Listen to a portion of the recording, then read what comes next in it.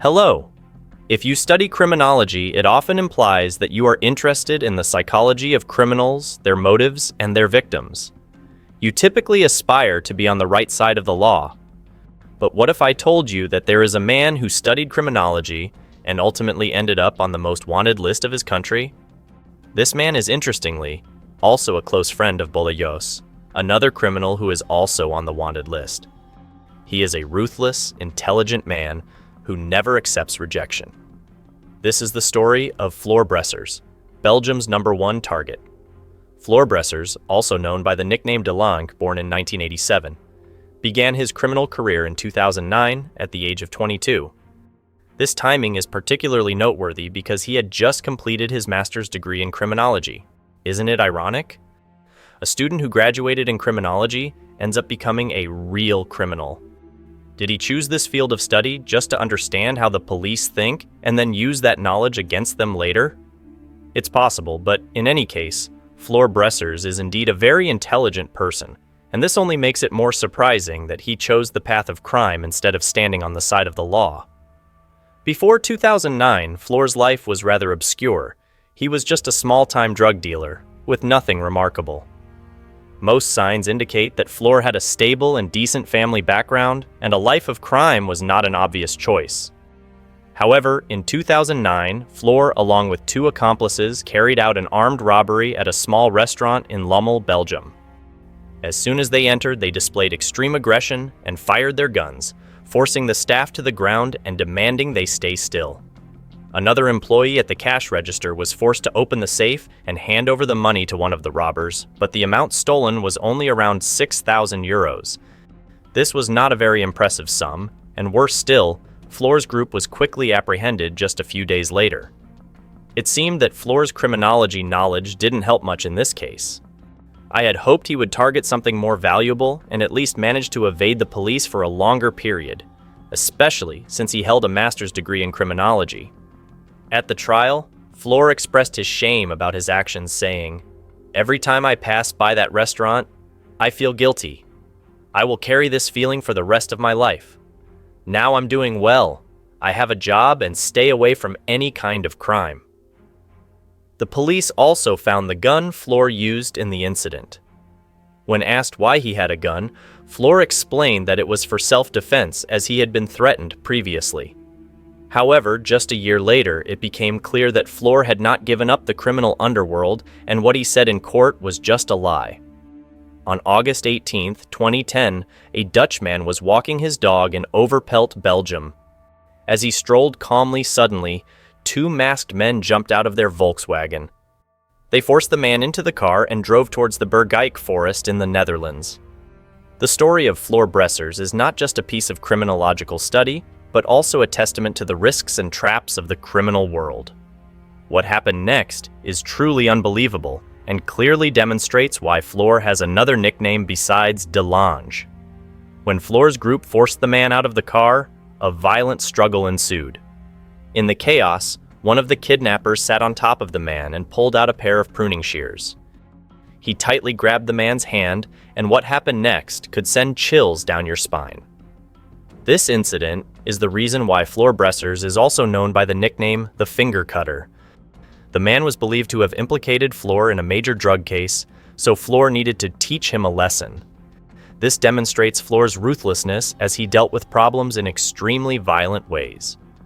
Not long after, this criminology student was arrested due to DNA samples found on the drawstrings and masks they left at the crime scene in the forest. Flor was fortunate to escape legal repercussions, as there was insufficient evidence to prosecute him for orchestrating or carrying out the crimes. He walked out of court a free man, but his name would forever be associated with the criminal underworld. The police later assessed that Flor was an extremely intelligent and dangerous man who preferred to solve matters with violence.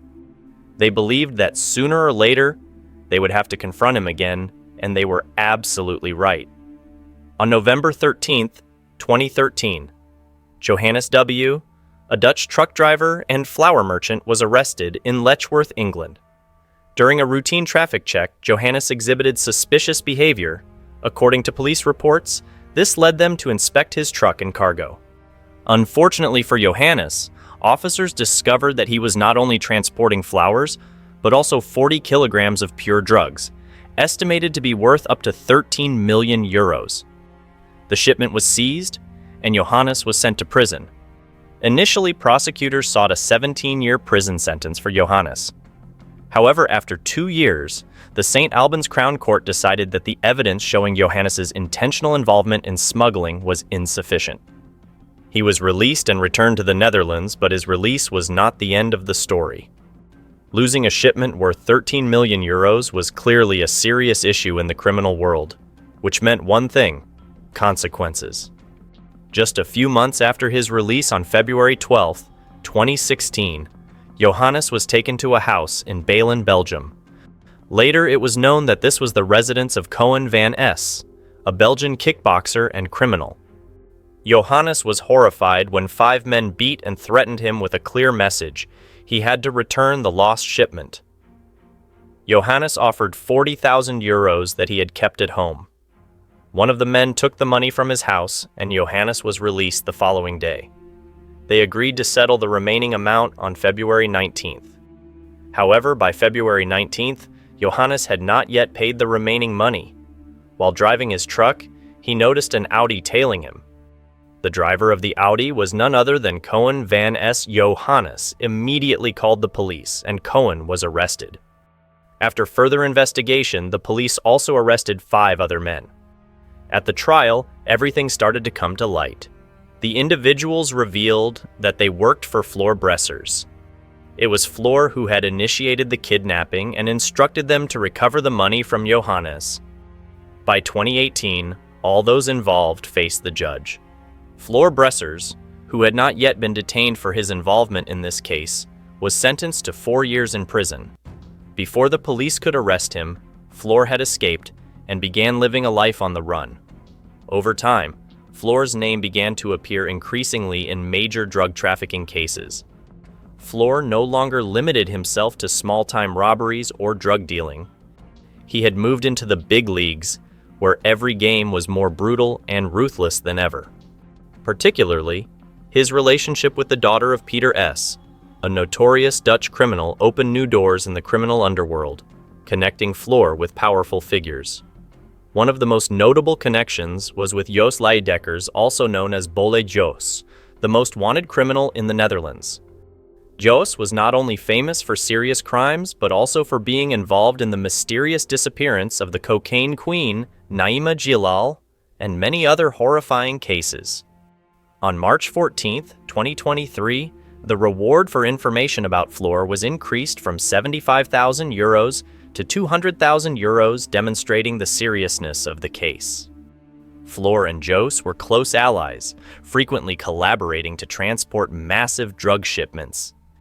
If you've been following crime news in recent months, you've likely heard about the hack of encrypted PGP messaging servers. After analyzing millions of messages, Flor Bressers' name appeared among those linked to large-scale drug trafficking. Flor did not use his real name, but chose the alias Bongo King.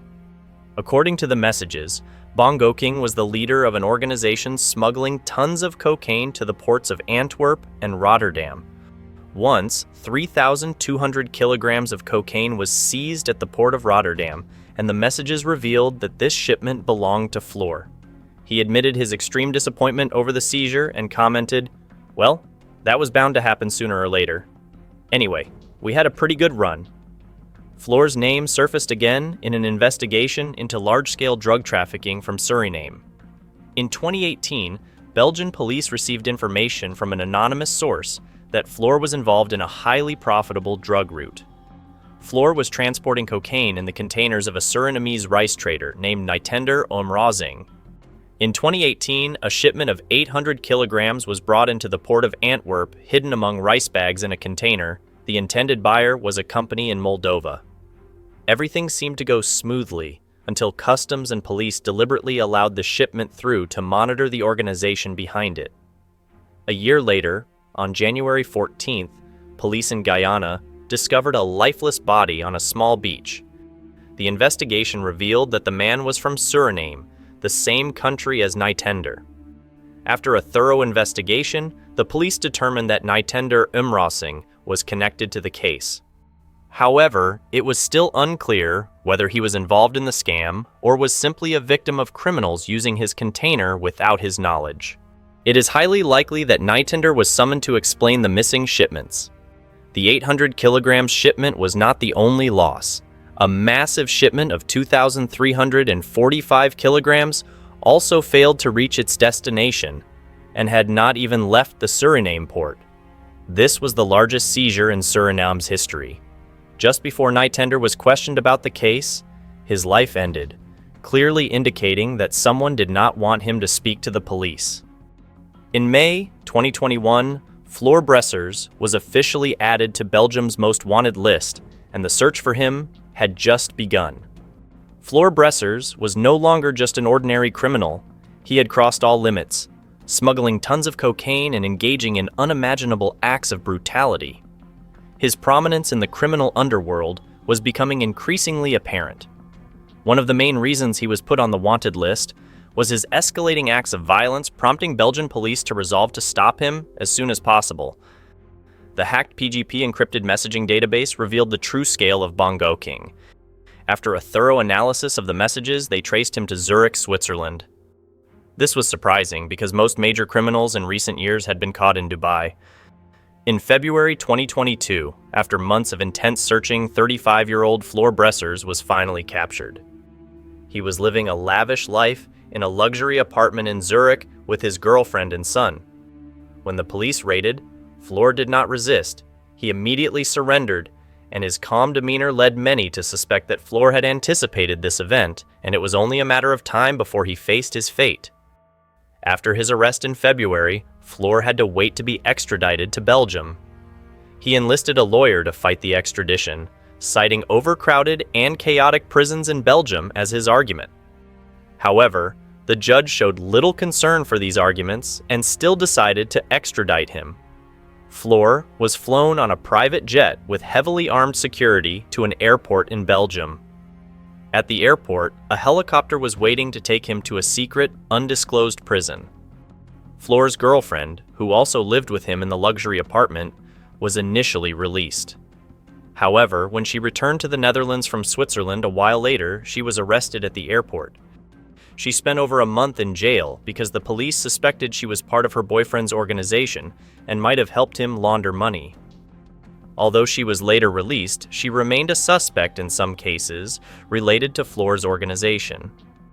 This is the story of Flor Bressers, a criminology student who became a notorious criminal.